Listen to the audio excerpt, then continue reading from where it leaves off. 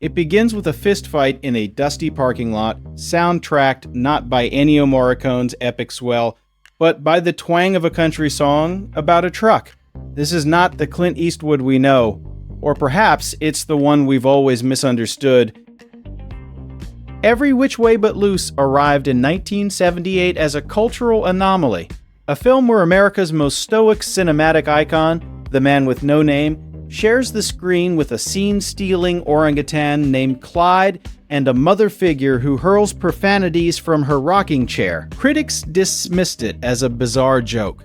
Audiences made it Eastwood's highest-grossing film to that date. The dissonance between those reactions is where the film's strange magic resides.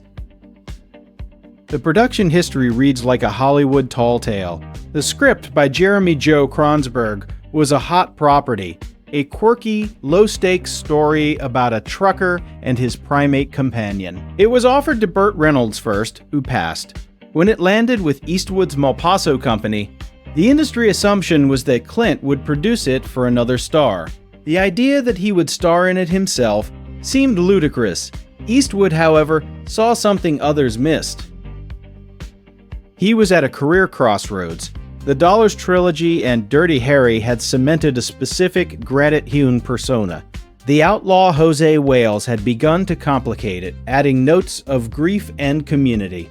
Every Which Way But Loose was a deliberate, radical shattering of that image. It was a gamble on authenticity of a different kind. Not the authenticity of the frontier, but of the blue-collar CB Radio America of the late 1970s.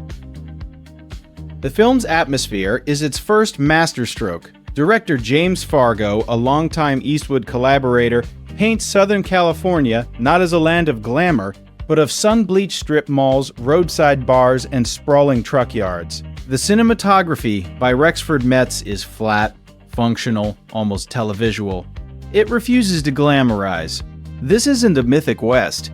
It's the real mundane West where people work, drink, and fight to pass the time. Into this landscape walks Philo Beddoe. He is a man defined by absence. He has no permanent home, drifting between his brother's house and his truck. He has no lasting romance, chasing the ghost of a country singer, Lynn Halsey Taylor, who treats him as a temporary diversion. His only constants are conflict, his bare-knuckle brawls, and Clyde. The relationship with Clyde, the orangutan, is the film's emotional core, and it's far more than a comedic gimmick.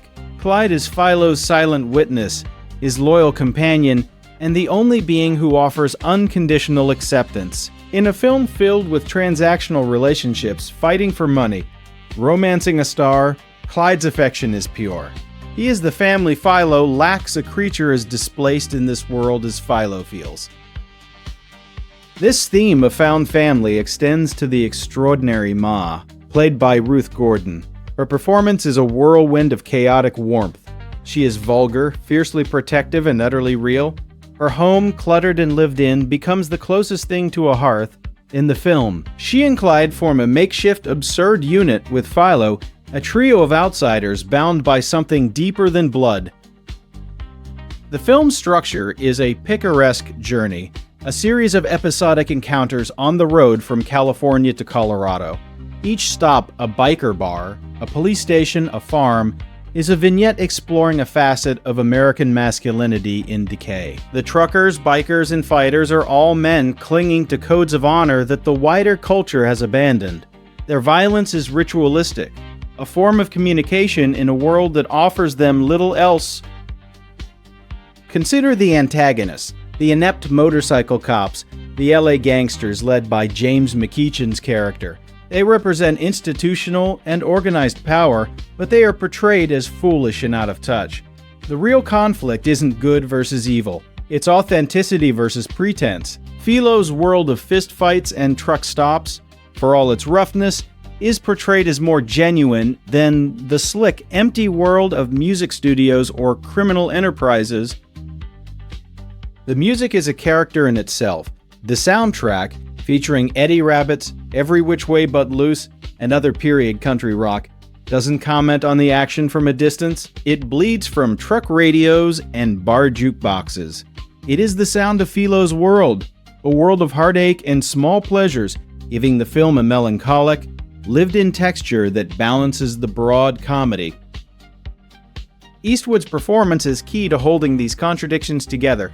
His Philo is quiet, observant, and possessed of a deep, unspoken sadness. The famous Eastwood squint is here, but it's often directed not at a villain, but into the middle distance, contemplating his own rootlessness. He plays the comedy straight, which grounds the absurdity. We believe in his bond with Clyde because he does, treating the ape not as a pet, but as a peer. The film's conclusion is famously, brilliantly anticlimactic. Philo finally finds Lynn, only to be rejected. He wins his climactic fight, but it brings no glory, only exhaustion. He returns to Ma's house, to Clyde, to the road. There is no grand revelation, no prize won. The journey was the point. This is the film's central, poignant insight. Every Which Way But Loose is not about achieving a goal.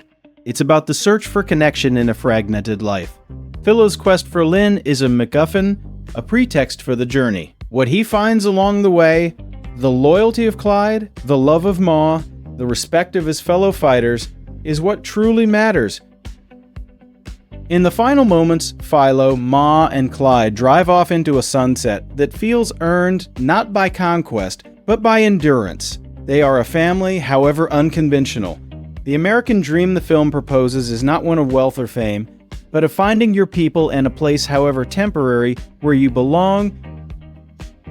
Dismissed as a lowbrow comedy, Every Which Way But Loose is, in truth, a quiet poem about loneliness.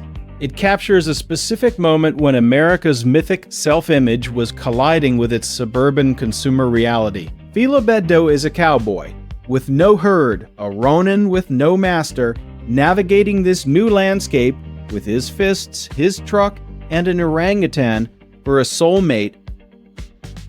It remains Clint Eastwood's most subversive work, not because it's violent or politically charged, but because it dared to show the man behind the myth as vulnerable, silly, and desperately in need of a hug, even if that hug comes from a 400-pound primate. In doing so, it revealed a deeper truth about the characters he'd always played. Beneath the stoicism was always a profound human longing. The film endures not as a masterpiece of craft, but as a perfectly preserved artifact of feeling.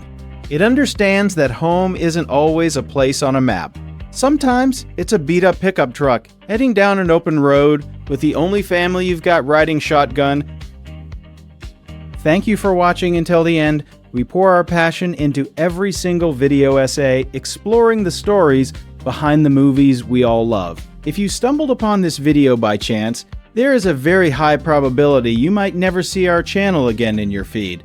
So please take a moment to hit that subscribe button, leave a like, and ring the bell. We are actively growing this community of cinema lovers, and your support is what helps us make our content better and more insightful every single day. Let's explore the magic of filmmaking together. See you in the next one.